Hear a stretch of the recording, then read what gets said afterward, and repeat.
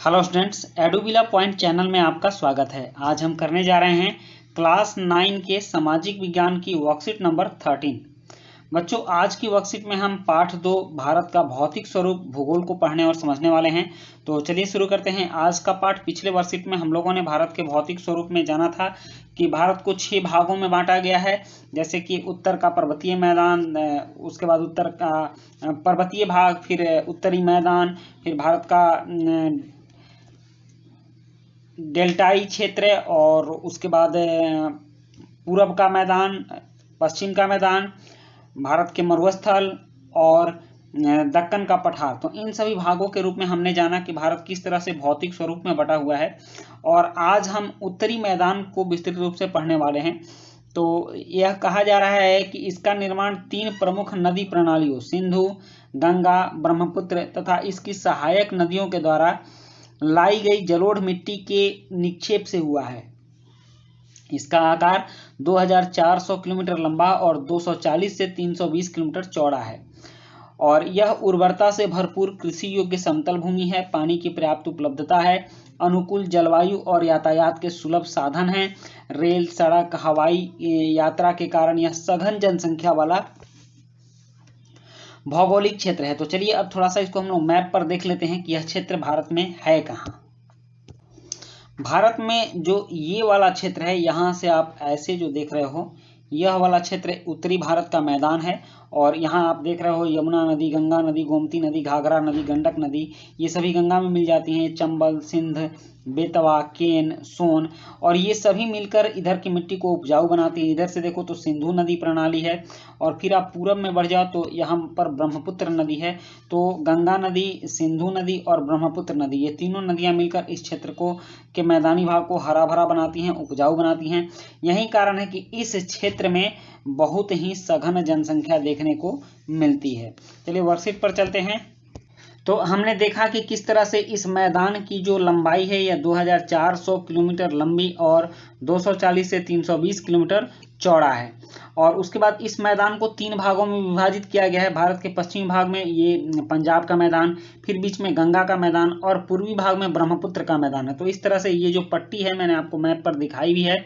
तो यह आपको पंजाब का मैदान हो गया, यह गंगा का मैदान और यह ब्रह्मपुत्र का मैदान। अब इसको एक एक करके समझते हैं कि पंजाब का मैदान, उत्तरी मैदान के पश्चिम भाग को पंजाब के मैदान से जानते हैं, जो सिंधु और सहायक नदियों द्वारा लाए गए जलोढ़ों के, जलोढ़ मतलब जल के द्वारा बहाकर लाए गए मिट्टी को जलोढ़ बोलते हैं, कि निक्षेप मतलब उनको जमा करने से बना है। और दोआब मतलब 2 नदियों के बीच की भूमि की अधिक संख्या है यहाँ। उसके बाद है गंगा का मैदान। तो उत्तरी मैदान का मध्य भाग जो गंगा और उसकी सहायक नदियों के द्वारा लाई गई निक्षेपों के द्वारा बनी है। इसका विस्तार घग्गर नदी हरियाणा से तीस्ता नदी पश्चिम बंगाल तक है। उसके बाद है ब्रह्मपुत्र का मैदान। तो उत्तरी मैदान का पूर्वी भाग जो मुख्य रूप से भारत के पूर्वोत्तर जो मुख्य रूप से असम में फैला है, यह मैदान ब्रह्मपुत्र एवं उसकी सहायक नदियों द्वारा बनाया गया है।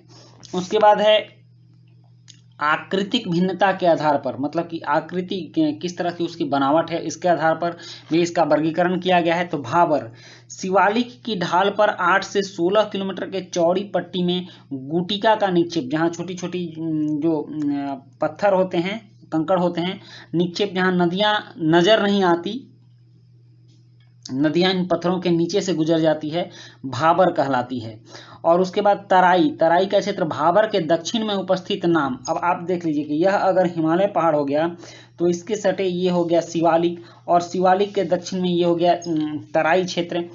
तो तराई भाबर के दक्षिण में उपस्थित नम एवं दलदली क्षेत्र है। यह जो क्षेत्र है यह नम एवं दलदली क्षेत्र है, जहां नदियां पुनः निकल आती हैं, मतलब कि इस भाबर वाले क्षेत्र में पत्थर के नीचे नदियां बहती है और यहां आकर निकल आती हैं। जो घने जंगलों से भरा है, तराई कहलाती है। उसके बाद भागर, पुराने जलोढ़ों के मैदान जो वेदिका चबूतरे जैसी आकृति बनाती है, इसके बाद है। तो ये भाबर की आकृति बनाती है, इसे भागर कहा जाता है। अब यहाँ नए जलोढ़ों का निक्षेप नहीं होता, पुरानी जलोढ़ मिट्टी को भागर बोलते हैं। यहाँ की मिट्टी में पाए जाने वाले चुनेदार निक्षेप को कंकड़ कहा जाता है। उसके बाद खादर, खादर बाढ़ वाले मैदानों के नए एवं युवा निक्षेप, जो हर साल नदियां इसमें नई मिट्टी बहा कर लाती हैं, इसको खादर बोलते हैं। और उपजाऊ होने के कारण गहन खेती के लिए आदर्श होता है। खादर मिट्टी बहुत ज़्यादा उपजाऊ होती है क्योंकि हर साल इसमें नई नई मिट्टी आती है, तो इसकी वजह से काफ़ी उपजाऊ होती है और यह गहन खेती के लिए भी आदर्श होते हैं। बहुत ज़्यादा मात्रा में खेती इस मैदान में होती है। अब कुछ प्रश्न है, जैसे भारत के उत्तरी मैदान के निर्माण में किन नदियों का योगदान है, किन्हीं तीन का नाम लिखिए। और उसके बाद दूसरा है कि मैदानी भाग में घनी जनसंख्या के बसाव के क्या कारण है। तीसरा है कि भारत के उत्तरी मैदान का निर्माण किस प्रकार हुआ है। चौथा है तराई भाग घने जंगलों से क्यों भरा हुआ है। और पांचवा है दिल्ली में स्थित किसी एक खादर इलाके का नाम लिखिए और बताइए कि ये उपजाऊ क्यों होते हैं। तो चलिए अब इन प्रश्नों के उत्तर करते हैं।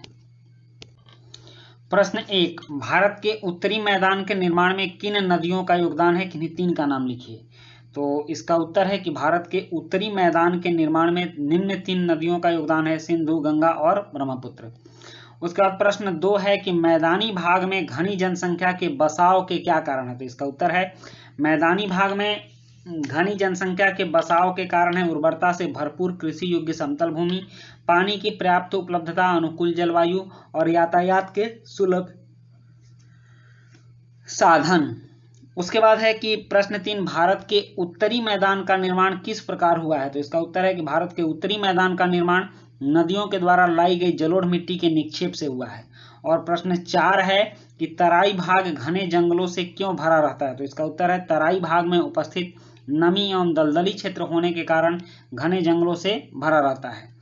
नेक्स्ट है प्रश्न 5 कि दिल्ली में स्थित किसी एक खादर इलाके, चादर नहीं ये खादर होगा, खादर वाले इलाके का नाम लिखिए और बताइए कि यह उपजाऊ क्यों होते हैं। तो इसका उत्तर है कि दिल्ली में स्थित खादर वाला इलाका सरिता बिहार है। इसके उपजाऊ होने का कारण यहाँ काली चिकनी बलुई मिट्टी है जो निम्नस्थ बाढ़ से प्रभावित होने के कारण उपजाऊ है। तो बच्चों ये थी आपकी आज की वर्कशीट, और आज की वर्कशीट अच्छी लगी हो, वीडियो अच्छी लगी हो तो लाइक, सब्सक्राइब, कमेंट जरूर कीजिएगा। मिलते हैं नेक्स्ट वीडियो में। Thank you.